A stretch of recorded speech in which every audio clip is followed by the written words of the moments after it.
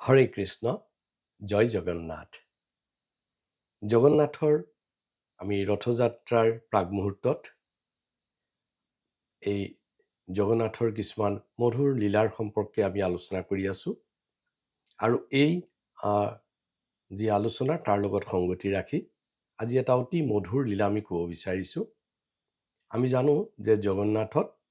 ৫৬ ভোগ লগোৱা হয় এই ৫৬ ভোগত বিভিন্ন ধৰণৰ মিঠাই থাকে মিঠা বহুত ধৰণৰ উপাদান থাকে তাৰোপৰি নিমখীয়া কিছুমান উপাদানো থাকে কিন্তু জগন্নাথৰ প্ৰত্যেক দিনেই জগন্নাথত অলপমান নিমৰ তিতা যিটো নিমৰ তিতাৰ এটা মণ্ড বনাই পেষ্ট বনাই পেলাই সেইটো জগন্নাথক দিয়া হয় অতীজতে সেই প্ৰথাটো নাছিল ইয়াৰ লগত এটা খুব মধুৰ কাহিনী আছে এগৰাকী জগন্নাথৰ বৃদ্ধা ভক্তা আছিল তেওঁৰ নাম আছিল লাণ্ডী মাতা আৰু লাণ্ডী মাতাই এটা কথা মন কৰিছিল যে জগন্নাথক ৫৬ ভোগ দিয়া যায় আৰু এই ভোগবিলাক যথেষ্ট পৰিমাণৰ তাত মিঠাই থাকে বহুত পৰিমাণৰ তাতে নিমখীয়া উপাদান থাকে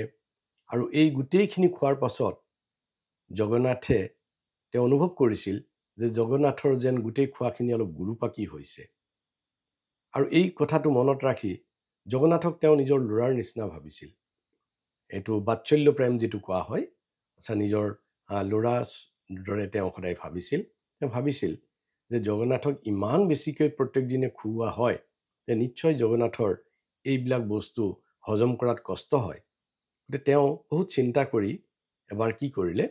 নিমৰ এটা পেষ্ট বনালে আৰু এই পেষ্টটো তেওঁ ৰাতি ঠিক হোৱাৰ জগন্নাথৰ শয়নৰ আগে আগে লৈ গৈছে ভাবিছে দিনটো গোটেই কষ্ট কৰি খাইছে গতিকে এই নিমৰ যদি তেওঁৰ ভাব যে নিমৰ যদি পেষ্টটো অৰ্থাৎ নিমৰ যিটো তেওঁ তৈয়াৰী কৰি নিছে সেই নিমখিনি খালে জগন্নাথই সকাহ পাব অলপ আৰাম পাব এই ভাব লৈ যেতিয়া তেওঁ সন্ধিয়া আৰতিৰ আগত শয়ন আৰতিৰ আগত জগন্নাথৰ দৰজাৰ পালেগৈ তেতিয়া তেওঁৰ হাতত এটা বাটিত নিমৰ পেষ্ট আছে আৰু তাকে দেখি যিবিলাক দুৱাৰপাল আছিল তেওঁলোকে সুধিলে এইটো কি কৰা তুমি বোলে মই জগন্নাথৰ কাৰণে আনিছো কাৰণ জগন্নাথে এতিয়া শয়ন যোৱাৰ আগত এইখিনি খালে অন্তত ভাল পাব তেতিয়া দুৱাৰপালসকলে তেওঁক বহুত ধৰণৰ তিৰস্কৃত কৰি মানে অঁতৰাই পঠালে লাণ্ডী মাতাই খুব দুখ পালে মনত আৰু দুখ পাই তেওঁ সেই বাটিটো আনি ঘৰত থৈ কান্দি কান্দি বিচনাত শুই থাকিল ইতিমধ্যে ভগৱান জগন্নাথ অন্তৰ্যামী ভাৱগ্ৰাহী জনাৰ্দন আৰু তেওঁ সেই লাণ্ডী মাতাৰ ইমান প্ৰেমময়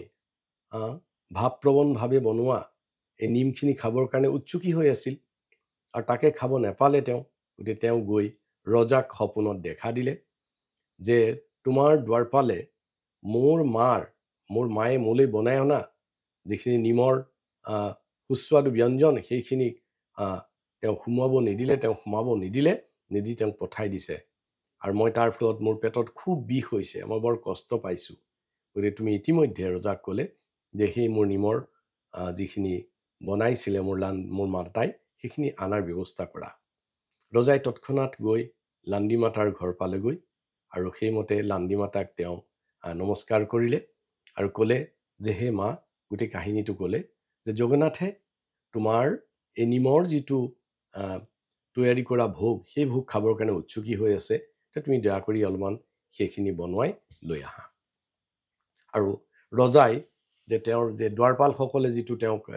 কষ্ট দিলে তাৰ বাবে ক্ষমা প্ৰাৰ্থনা কৰিলে লাণ্ডী মাতা খুব আনন্দিত হ'ল আৰু ৰজাক তাৎক্ষণিক অলপমান নিমৰ যিটো ভোগ সেইখিনি বনাই পঠাই দিলে আৰু জগন্নাথে সেয়া খাই খুব সন্তুষ্ট হৈ শয়নত গ'ল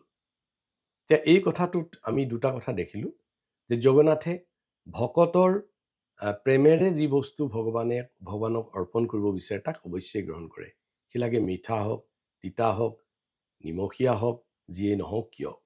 আৰু এই কথাটোৰ ওপৰত সন্মান কৰি